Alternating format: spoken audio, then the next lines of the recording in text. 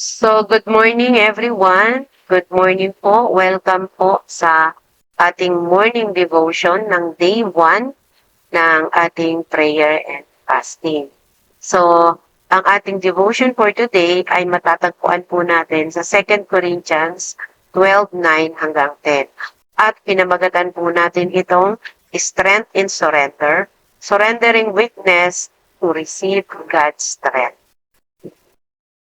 So, basahin po natin ang ating scripture na matatagpuan sa 2 Corinthians 12:9 hanggang 10. But he said to me, my grace is sufficient for you, for my power is made perfect in weakness. Therefore, I will boast all the more gladly about my weaknesses, so that Christ's power may rest on me. That is why, for Christ's sake, I delight in weaknesses, in insult, in hardship, in persecution, in difficulties, for when I am weak and I am strong. Marami sa atin na tinuruan na itago yung ating mga kahinaan para ipakita yung tapang. Na ipakita yung tapang at magmukhang matatag o malakas. To appear strong, independent, and capable. But dito po, si Paul, tinuturuan tayo, si Apostle Paul ay tinuturuan tayo ng something radically different. That there is power in acknowledging weaknesses. In this passage, Paul shared a very personal moment. He had torn in the flesh. Ito ay maaaring trial, struggle, na hiningi niya sa Panginoon. Hindi lang isang beses, hindi lang 2 beses, but 3 beses. But instead of removing it, God responded with something even greater.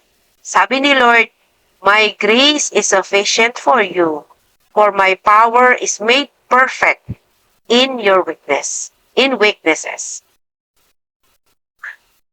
Itong katotohanan na to, this kind of truth flips the world's logic upside down. Diba, kakaiba naman na sa kahinaan merong kapangyarihan. Dahil ang mundong ito, walang karapatan ang mahihina. Kasi kailangan malakas ka. We think that power comes strength. But God said, my power show up best when you have none on your feet. Kumbaga kung wala ka nang natitira sa sarili mong lakas, doon na yung lakas ng Lord nakikilos. May 3 katotohanan dito sa mga verses na ito. Una, God's grace is sufficient. His grace isn't just supplement. Hindi lang pangdugtong, kundi ito ay sufficient. It is sufficient. Not just what we need on top of our strength. It is what we need in place of it. Na yun lang talaga ang kailangan natin. Grace is God's power to sustain us, empower us, and carry us when we cannot carry ourselves. Kung hindi na natin talaga kaya ang dinadala natin, ang grace ni God ay very much powerful power to strengthen us. Pangalawa, weakness is not a disqualification. It's an invitation. Yung panghihina o yung kahinaan, ito ay hindi nangangahulugan na hindi ka na-qualified. Bagkos ito ay isang invitation na ang Diyos ang kikilos sa iyo. Nung sinabi ni Apostol Paul na, I will boast all the more gladly about my weakness, ito ay sinasabi niya na yung weakness niya ay nagbibigay ng room para sa Lord na kumilos sa kanyang buhay. It's not about Paul's strength anymore. Hindi na tungkol ito sa lakas ni Apostol Paul. Bagkus, ito ay tungkol na sa pagkilos ng Panginoon sa kanya. It's about Christ living through him. So, pangatlong katotohanan, God's power rests on a broken. Ang Greek word na ginamit dito ay episkeneo, na ang ibig sabihin ay to dwell upon or tabernacle. When we surrender our weakness, the power of Christ comes to dwell, remain, and be active in us. So, kapag yung sinurrender na natin ang ating kahinaan sa Panginoon, ang kapangyarihan ng Panginoong Jesus ay siyang darating sa ating mga buhay. At hindi lang ito dadating, magdudwell pa siya. It will remain in us and be active in us. Ito ay tumutukoy to God's faithful presence. It reminds us that our weakness is not a barrier. It's an invitation. Hindi ito hadlang, kundi ito ay isang imbitasyon na ang Diyos ang kumilos sa atin. When we let go of our self-reliance, God doesn't just help us, He dwells in us. Just like God's tabernacle, God tabernacled with His people in the wilderness. Now, He tabernacles with us in our weakness. So, for application, ano ba yung mga struggle natin sa ating buhay ngayon? Ito ba ay physical na weakness? Meron tayong mga sakit? Merong emotional pain or spiritual dryness?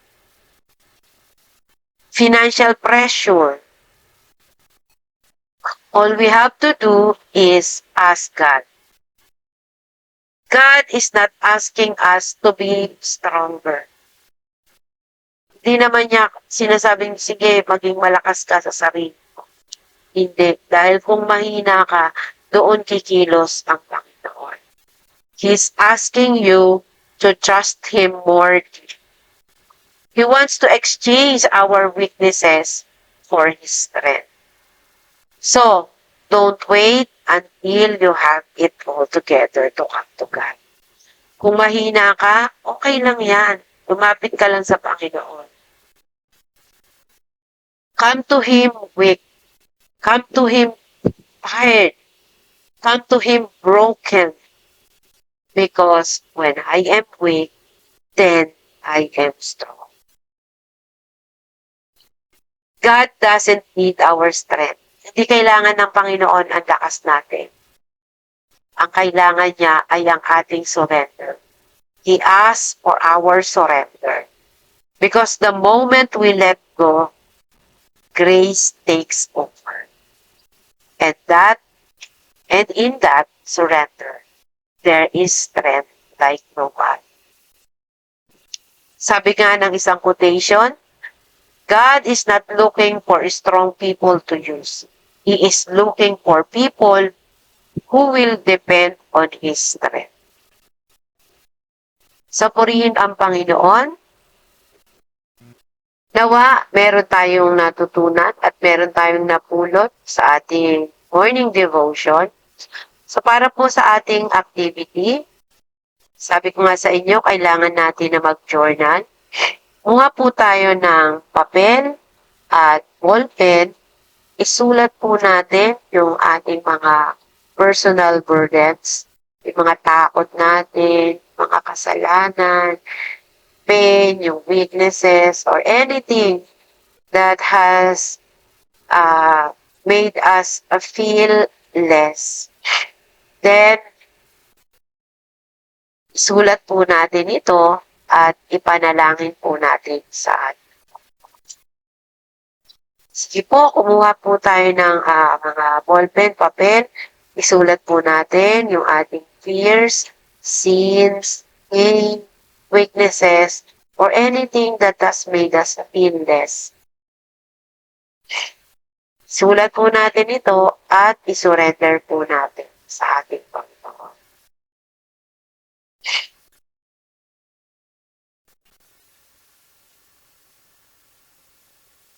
Kung naisulat nyo na, ipanalangin po natin ito.